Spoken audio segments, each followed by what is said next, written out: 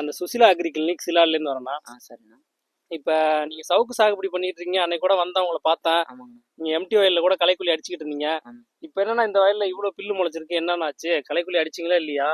ஆமாண்ணா, அன்னைக்கு சொன்னோன்னா உங்கள்கிட்ட ஒரு 8 ஏக்கர் போடணுன்ட்டு. அதில் ஒரு 6 ஏக்கர் போட்டு களைக்கொல்லி அடிச்சு போட்டோம். சரிங்கண்ணா. இந்த 1 ஏக்கர் களைக்கொல்லி அடிக்க முடியல. அந்த டயத்தில் ஏதோ சூழ்நிலையில அடிக்க முடியாமல் விட்டோம். இப்போ பார்த்தா இதில் இவ்வளோ பில்லு வந்துச்சு. அதே அந்த பக்கம் பார்த்தீங்கன்னா பில்லே கிடையாது. மற்ற 6 ஏக்கர்லையும் பில்லே கிடையாது. ஒரு மாதம் ஆயிடுச்சு, இது வரைக்கும் ஒரு பில்லு கூட வரல. ஆனால் இப்போ இதில் இவ்வளோ பில்லு வந்திருக்குது. இப்போ சுசிலா அக்ரி கிளினிக்கில் போய் கேட்டோம், இப்போ மறுபடியும் அடிக்கலாமான்னு கேட்கும்போது கண்ணு போட்ட 10வது நாள் அடிக்கிறதுக்கு மருந்து இருக்குதுன்னாங்க. எங்களால் அந்த டயத்துலையும் வந்து அடிக்கிறதுக்கு சந்தர்ப்பம் சூழ்நிலை சரி வரல.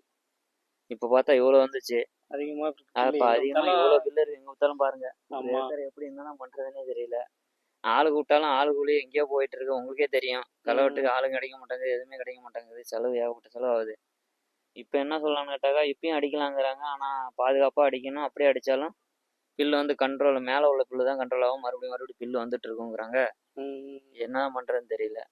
அதனால் சவுக்கு போடுறவங்களா இருந்தாக்கா முதல்ல வந்து நிலத்தை வந்து ஏர் ஓட்டி பதப்படுத்திட்டு நீங்கள் வந்து களைக்கொல்லி அவங்கள்ட்ட போய் களைக்கொல்லி வாங்கி அடிச்சிருங்க. சுசிலா அக்ரி கிளினிக்கில் அடிச்சுட்டு அப்புறம் கண்ணு வச்சிங்கன்னா ஒரு மாதத்துக்கு உங்களுக்கு பில்லு வராது. இப்போ நாங்கள் 1ஆம் தேதி போட்டோம். இப்போ 30 நாள் ஆயிடுச்சுன்னா இப்போ ஒரு பில்லு கூட வரல. அந்த வயலெல்லாம் இது வரைக்கும் வரவே இல்லை. அப்படியே அந்த வயலை பாருங்க, அப்படியே அந்த பக்கம் காட்டுங்கண்ணா.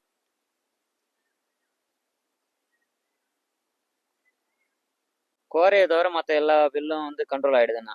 நீங்கள் வந்து களைக்கொல்லி அடிச்சுட்டு கண் வைக்கிறது எவ்வளோ பெஸ்ட்டு. உங்களுக்கு கண்ணு சீக்கிரம் வளரும். உங்களுக்கு ஆளு கலவி கூலி எல்லாமே உங்களுக்கு வந்து கண்ட்ரோலாக இருக்கும். இதுக்கெல்லாம் களை வெட்டணும்னா எவ்வளோ செலவாகுது ஒரு ஏக்கருக்கு? ஒரு ஏக்கருக்கு ஏன்னா அதெல்லாம் கேட்குறீங்க. கிட்டத்தட்ட ஒரு ஏக்கருக்கு 30 ஆள் ஆகிடும். ஒரு ஏக்கருக்கு இவ்வளோ பில்லு இருக்குது, பார்த்து தான் வெட்டணும். கண்ணை போட்டு கொத்தி எடுத்துருவாங்க. அப்படியே மண்ணை போட்டு கிளறினாலும் மறுபடியும் பில்லு வந்துகிட்டே தான் இருக்கும். இப்போ என்னதான் பண்றதுன்னே இல்லை. இந்த ஒரு ஏக்கர் கொஞ்சம் அவசரப்பட்டு கண்ணை போட்டதுனால இவ்வளவுக்கு இப்போ விளைவு. செலவு அதிகம்.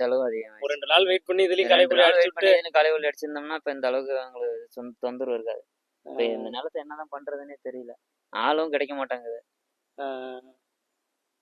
இவ்வளவுனா எல்லா விவசாயிகளுமே சவுக்கு போடுறவங்க அடிச்சு கண்ணு போடுறது எவ்வளவு பெஸ்ட். அங்க பாருங்க, அந்த கொல்லையில ஒரு பில்லு கூட இல்ல. பக்கத்து கொல்லையில இது மாதிரி ஒரு 6 ஏக்கர்ல வந்து அடிச்சிட்டோம். 6 ஏக்கர்ல மட்டும் பில்லு இருக்குது. ஓ சரிங்க சரிங்க.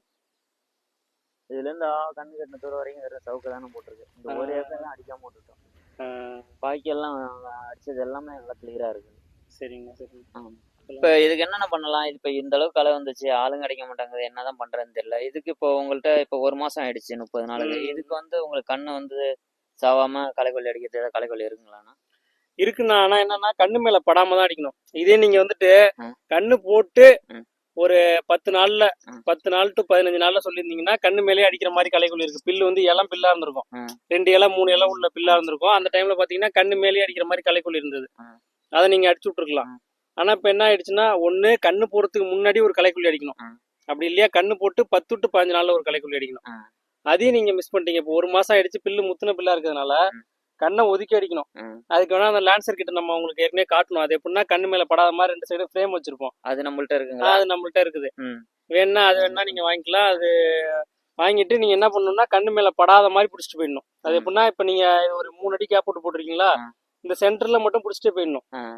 எங்கேயும் இப்படி ஆட்டெல்லாம் தேவையில்ல.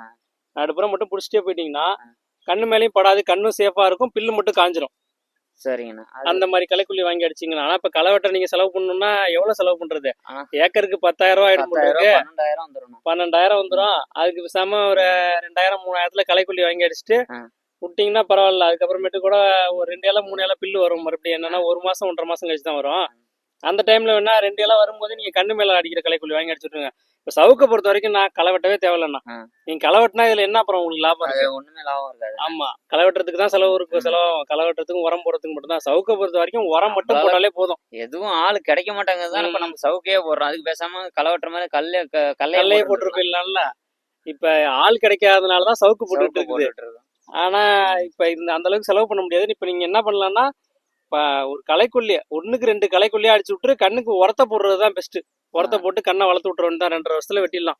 சரிங்கண்ணா. சரிங்கண்ணா, ஓகேண்ணா. ஓகே. நீங்க வாங்க, மருந்து வாங்கிக்கலாம். ம். வாங்கி அந்த ஸ்ப்ரே பண்ணுங்க, கண்ணு மேல படாத மாதிரி லான்சர் வாங்கிக்கோங்க. ஆ, சரிண்ணா. வாங்கி அடிச்சு விட்டீங்கனாலே போதும்ண்ணா. சரி. சரிண்ணா, ஓகேண்ணா, நன்றிண்ணா.